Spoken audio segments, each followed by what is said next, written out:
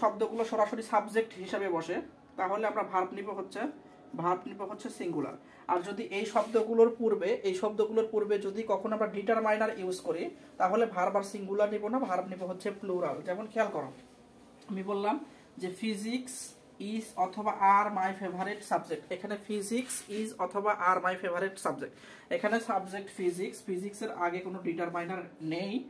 তাহলে কি হবে নিশ্চয়ই বুঝতে পারছো, যেহেতু এটা subject third person singular number হইলে আমরা ভার্ব নিব হচ্ছে সিঙ্গুলার, এখানে হবে ইজ।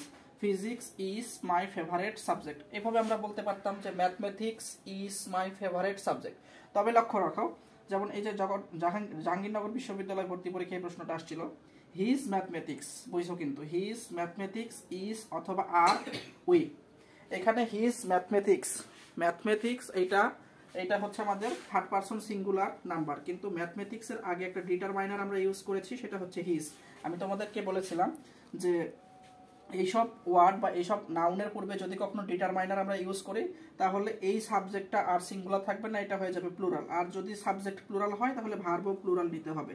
এখানে হিজ ম্যাথমেটিক্স, ইজ এর পরিবর্তে বসাইতে হবে হচ্ছে আর, হিজ ম্যাথমেটিক্স আর উই। এখানে হিজ ম্যাথমেটিক্স মানে এখানে কিন্তু ম্যাথমেটিক্স কোনো একটা সাবজেক্টকে বোঝানো হচ্ছে না, বরঞ্চ বোঝানো হচ্ছে যে তার গণিতের জ্ঞান, ঠিক আছে, তার গণিতের জ্ঞান খুবই কম।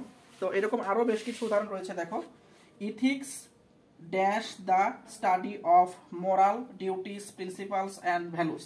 এখানে ইথিক্স এটা সাবজেক্টের আগে আমরা কোনো ডিটারমাইনার ইউজ করি নাই, তাহলে এটা অবশ্যই থার্ড পারসন সিঙ্গুলার নাম্বার হলে এখানে ভার্ব অবশ্যই সিঙ্গুলার বসাইতে হবে। সিঙ্গুলার ভার্ব হিসাবে এখানে আমরা নিব হচ্ছে ইজ। এবার দেখো, the news dash always bad nowadays. এখানে একটা কাহিনী ঘটতে পারে যে নিউজ এটা হচ্ছে থার্ড পারসন সিঙ্গুলার নাম্বার। এখন এর আগে আবার যদি আমরা ডিটারমাইনার বসাই তাহলে এটা আবার প্লুরাল হয়ে যায়। হ্যাঁ, এটাই হওয়ার কথা ছিল, কিন্তু এখানে একটা এক্সেপশন আছে। নিউজের আগে ডিটারমাইনার বসুক বা পৃথিবীর যাই বসুক না কেন, নিউজ সর্বদা হবে সিঙ্গুলার। খেয়াল করো, এই যে এখানে যে শব্দগুলো লেখা আছে এই শব্দগুলো সাধারণত থার্ড পারসন সিঙ্গুলার নাম্বার, এদের সাথে আমরা ভার্ব হিসাবে সিঙ্গুলার ভার্বকে নিব। তবে এখানে কথা ছিল যে এদের পূর্বে যদি কখনো ডিটারমাইনার বসে তাহলে এরা সিঙ্গুলার থাকে না, এরা হয়ে যাচ্ছে প্লুরাল। আর এরা যখন সেন্টেন্সে প্লুরাল সাবজেক্ট হিসেবে বসবে তখন ভার্বও প্লুরাল নিতে হবে, রাইট? এই শব্দগুলোর মধ্যে আমরা যেখানে গোল দিয়ে রেখেছি নিউজ, এই নিউজ হচ্ছে ব্যতিক্রম।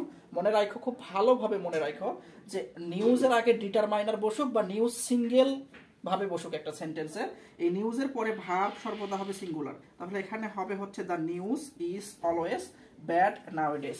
আমার মনে হয় আজকের জিনিসটা আমি বোঝাইতে পারছি। দেখা হবে পরবর্তী কোনো লেকচারে। ভালো থেকো, সুস্থ থেকো, আল্লাহ হাফেজ।